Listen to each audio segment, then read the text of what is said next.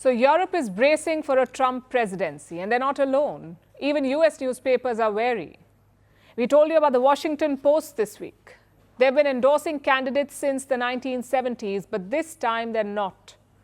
The editors had planned to endorse Kamala Harris. They even had a statement ready, but the paper's owner killed it. That's Amazon founder Jeff Bezos. He owns the Washington Post, and he decided that the Post would not endorse anyone this time. It's triggered a backlash among readers. More than 250,000 of them have unsubscribed the Washington Post. 250,000 of their subscribers have pulled out. Now, they had around 2.5 million customers, so 10% are gone. And it's not just the subscribers. The staff is also revolting. Nearly 1/3 of the editorial board has resigned in protest. They also wrote a joint op-ed slamming Jeff Bezos' move.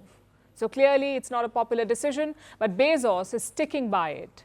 He penned an op-ed for the paper this week. Listen to what he said, and I'm quoting, "What presidential endorsements actually do is create a perception of bias, a perception of non-independence. Ending them is a principled decision, and it's the right one." Well, he's not wrong. The media should not be endorsing candidates. It should only be covering them. Having said that, a few questions do remain. For starters, why now? Bezos had a lot of time to make up his mind. So why 10 days ahead of the election? Why wait until your editors drafted an endorsement? Clearly, there's more at play here. Amazon is eyeing multiple contracts with the US government, but if Donald Trump wins, he could kill them. In fact, he's done it in the past. In 2018, the Pentagon was rolling out a cloud program. Amazon was seen as the frontrunner, but Donald Trump told his defense chief to blacklist Amazon. As a result, the contract went to Microsoft. Maybe Jeff Bezos does not want a repeat of that. Maybe he wants to be in Trump's good books. And to be fair, he does admit this conflict of interest. Let me quote his op-ed again. "You can see my wealth and business interests as a bulwark against intimidation, or you can see them as a web of conflicting interests. Only my own principles can tip the balance from one to the other." Clearly, his readers see it as a conflict of interest, hence the exodus. But will it hurt the Post's bottom line? Well, you cannot hurt what is already dead.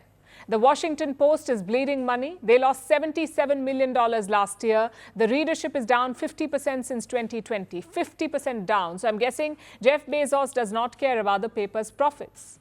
He bought it for the clout.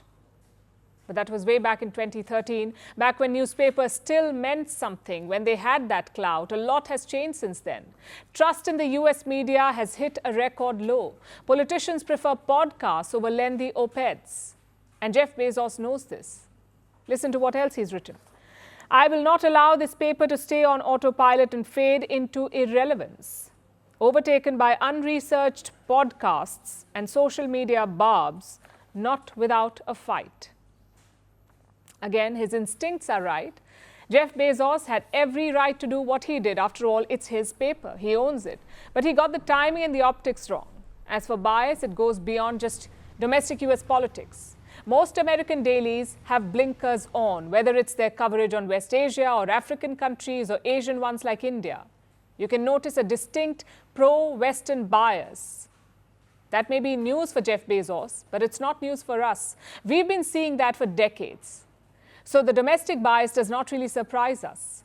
Plus, endorsement or not, the coverage is still skewed.